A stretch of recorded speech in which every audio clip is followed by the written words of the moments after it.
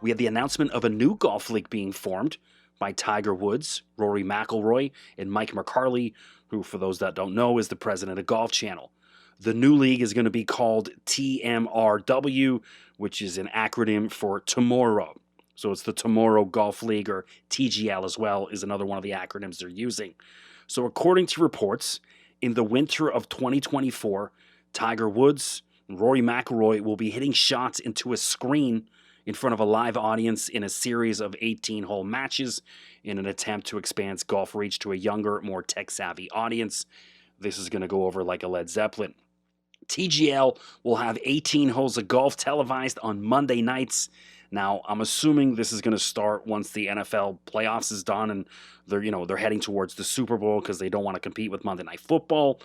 But it's still going to have to compete with WWE's Raw, which still gets a pretty decent TV audience, as well as the NHL, NBA, NCAA sports, college basketball is going to be on at that time all throughout the U.S. And so one of the big things that the Tomorrow League is going to have to do is learn to condition the public into wanting to watch golf on a Monday night, which remains to be seen just yet. I'm going to admit I'm very skeptical and hesitant. Now, here's the thing to get. It's going to be a team event with one team of 3 players that will take on another 3 players hitting balls into an oversized screen with quote-unquote real short game shots in front of a live studio audience in an enclosed space, according to their press release. The 18-hole matches will be televised over 2 hours, which how they're going to squeeze in 18 holes, I don't know, but I guess they don't have to walk the course, and so a lot quicker because they're just hitting the ball into a screen. Now, I saw some mock-ups of the studio setup they're going to use, and it looks like a Japanese game show. It's completely ridiculous. If any of you are old enough to remember the Gladiators TV show back on Fox, I think it was, in the late 80s, early 90s, it looks like that, or even the Winter Wipeout TV set, the kids show from a couple of years ago, but it looks completely silly and out of this world. Now, they also say they're going to have some music bumping in the background, which is pretty convenient. It's also ironic because weren't all the PGA Tour guys and their execs poking fun at LIV and trash-talking them last week because they have music playing at their events in an attempt to attract a much younger audience? It's those same people who are now pushing this notion of, oh yeah, we're going to bump tunes at the Tomorrow Golf League. So I found that pretty funny, but according to other reports, players will have equity stakes in the TGL League and also will play for money each week. There's going to be 6 teams of 3 players. McCarley says the league will at first play from one yet-to-be-announced location, but will move around in future years. I'm probably assuming they're going to use the old Gladiator set from the early 90s on the Fox TV studio to film this based on the mock-ups I've seen, because that'll be the only place that would make sense. But now they're also saying this Tomorrow Golf League is going to be good for Tiger Woods because he doesn't have to walk the 72 holes on PGA Tour events. It's tough on his body, but aside from Tiger Woods, who else does this make sense for? I mean, this is going to get in the way of the PGA Tour players' travel schedule to get to the next PGA Tour event, or it's that one day off they have each week that they could get home and see their families or friends or whatever, do what they want. Well, now they're going to be playing at this thing on a Monday night, and so that's going to eliminate that. And so one of the things I talked about this a couple of weeks ago that blew my mind, we had the RBC Canadian Open here, and Rory McIlroy obviously won that. And then I was completely exhausted just from being a member of the media, walking around the course for 4 days and getting my interviews, doing all that stuff. And then I'm sitting there having my coffee Monday morning, and I see Rory on the green at Brookline down at the U.S. Open, taking his practice swings. And so which means he probably took a 4:30 a.m. flight, had to get there, get to the next tournament, and the grind starts all over again. And so this Tomorrow Golf League is probably going to get in the way of that, isn't it? That's some of my thoughts, but it's just really bizarre all around. But regardless, here's Mike McCarley, the Golf Channel president, explaining his vision and idea of what Tomorrow Golf is supposed to be. So a few details. This is a tech-infused team competition in front of a live crowd, in front of a live television audience. It's 18 holes in 2 hours. We've been working together on this for nearly 2 years, and every time we talked about it, it was always, this is going to be a complementary project to the PGA Tour. So we couldn't be happier that Jay embraced the vision immediately, and the Tour got on board, and we're happy to call the PGA Tour our partners on the project. So how does it work? You see the architectural renderings of the venue. For the fan, think sitting courtside at an NBA game. It's that type of energy, that type of environment, music, player introductions. You're right on top of the action as a fan. And you see everything play out in front of you. To orient yourself from a golf standpoint, you see the drives and approach shots go into the screen. It's a commercial-sized screen, not quite the size of an IMAX screen, but pretty damn close. And then the ball will be placed in the short game area, and the guys play out from there. It's 6 teams of 3 PGA Tour players, so 18 players total.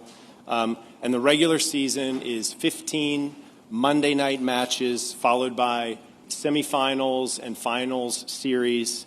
And it starts in January of 24, which is 18 months away. So I know you guys have a lot to write about just based on what we've been through this morning. So there are going to be a lot of details that get announced as we get closer to the competition. Now, the best part of this, I actually edited out because you can't see the video on radio, so I didn't think it translated. But they had this music playing that was identical to when Will Ferrell and John C. Reilly debuted the Prestige Worldwide in Step Brothers. It was this big, dramatic announcement, and then all of a sudden they showed this, the flash graphics and the Tomorrow Golf logos came on the screen and all this good stuff. I'm watching this going, this is Prestige Worldwide. This is exactly what it sounds like. Prestige Worldwide. Why? Prestige Worldwide. The first word in entertainment. First word. Management. Financial portfolios. Insurance. Computers. Black leather gloves. Research and development. Putting in the man hours to study the science of what you need. Last week, we put liquid paper on a bee. And it died. Security. And. Investors? Possibly you. So my question to McCarley or Tiger or Rory is, no security or rap videos with Tiger and Rory, no boats and hose video, guys. Come on, you got to do better than that. But yeah, the first thing I saw, and it's so funny, I went on Twitter and I saw a bunch of comments of people saying the same thing, Prestige Worldwide. But as you heard in those comments from McCarley, he claims this was in the work 2 years ago. Well, 2 years ago, wasn't Tiger Woods lying in a hospital bed, barely alive, and wondering whether his leg was going to be amputated after his car crash? But McCarley will have you believe that him and Tiger were hatching this plan 2 years ago.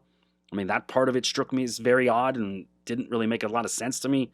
And what this also says to me about this idea once it came about, it's too ridiculous for it to happen. And they're using this as a reaction tool because once LIV happened, they started digging in, the crates. So what ideas do we have? And so maybe somebody mentioned this 2 years ago and they went, boom, all right, great, let's put that one together. Because good ideas don't get shelved for 2 years. In your career or job, have you ever had a great idea that you pitch to the boss and he or she says, I love it. That's a brilliant idea. Now, let's sit on that idea for 2 years, and maybe we'll go there after 2 years and revisit it. It just doesn't make any sense. 2 years this idea was sitting there, and now all of a sudden people want to make it come to fruition. As a guy who's produced music festivals and concerts all across North America for over 2 decades, I can tell you that these things put together, they do take time, but definitely not 2 years. Maybe a couple weeks at most, but not 2 years. And so I'm not buying that they had this shelved for 2 years and all of a sudden right now they thought this was a good idea. It's just another reactionary thing to LIV. Now, one of the main things that the PGA Tour and Rory and Tiger and Jay Monahan have been preaching is about the tradition of golf, the history of golf, the smell of the grass, the dew on the grass, the memories of the players of the past, and to keep golf pure. Can anyone out there explain to me how hitting a golf ball into a simulator is protecting the history and integrity of golf? Is there anyone can explain that? And wasn't there anyone at this press conference with McCarley and Rory that thought to put their hand up and ask that question? The other thing I thought of was, have you ever hit a golf ball into a simulator or watched anyone do it? There's few things more boring in life than watching somebody play golf on a simulator. There's no wind, no wet grass, no rough, no sand shots, no uncomfortable lies of the ball on the edge of a sand trap or hidden behind some trees. No rain making the greens faster or slower than expected. Just hitting a ball off a piece of turf into a screen. I mean, it's just completely boring and unwatchable. Now, what I can't believe is that this is apparently the answer to help keep golf pure and to grow the game. Hitting a ball into a screen with someone playing Rihanna or Harry Styles songs bumping in the background, all of a sudden a bunch of young kids are going to start watching golf because of this. Also, weren't the PGA Tour guys poking fun at LIV for the team format like last week? Saying professional golf is not NCAA golf, because for those unfamiliar, NCAA golf, they play a team format, and this team format's corny and bad for the game. But now all of a sudden, they're literally just copying everything LIV has brought to the game over the past few months and trying to call it their own. I'm just really puzzled by all these moves. Now, I do like what they've done with the new schedule, the PGA Tour, adding some extra money. I mean, all that's really great. And what it also does is verify everything that Phil Mickelson was talking about that he was vilified for. But I think a lot of people owe Phil Mickelson an apology. I've seen a few people do it on Twitter this week, but a lot more people do. And I think one of the people that may owe an apology is Rory McIlroy. But here's Rory giving his thoughts along with McCarley at this press conference for Tomorrow Golf. Yeah, couldn't be more excited to partner with Tiger and Mike on this project. As Mike said, we've been working on this for 2 years, and I think when someone comes to you and says, I've got something to show you, I think it'll be really cool. It'll enhance the fan experience. It'll be additive and complementary to the PGA Tour season. Oh, and by the way, Tiger Woods is involved. It's like, yeah, I think that'll be pretty cool. So I think it's a great opportunity for PGA Tour players to show a different side of themselves. Prime time on Monday night. I think it's great for brand exposure to try to engage a different audience. We've all heard about the fact of how old sort of the golf audience is, trying to get younger eyeballs onto it. And I just think it's going to be a really cool concept. Tiger and I are incredibly excited. We shared this vision with the room of players last week in Wilmington. Some of those players were already involved, but it's just another prong to what the PGA Tour are trying to do to push the tour forward. And there was so much excitement in the room with that as well. It'll be partly owned by the players, this league, so players can get equity in this league as well. So it's awesome. I think it's great for everyone involved, fans, TV, players, the tour in general. So, yeah, I couldn't be more excited to get going. Now, Tiger Woods himself wasn't at the press conference. It was just Rory and McCarley. But, of course, he's co-signed this, and Tiger says he's going to be involved. But am I the only one who's going to say the emperor has no clothes? Okay, I'm okay with the new ideas coming out with the PGA Tour with the new schedule. But this tomorrow idea of hitting golf balls into a screen is a complete joke. It's ridiculous. I love golf. I have a golf radio show.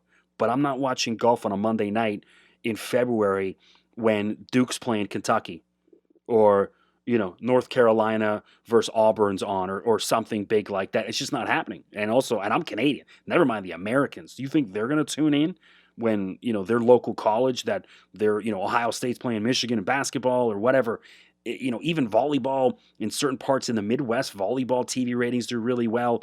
I know Wisconsin volleyball, Minnesota, Penn State, all of that gets pretty decent TV ratings, along with 100 other things. The wrestling, as I mentioned earlier, WWE still doing really well.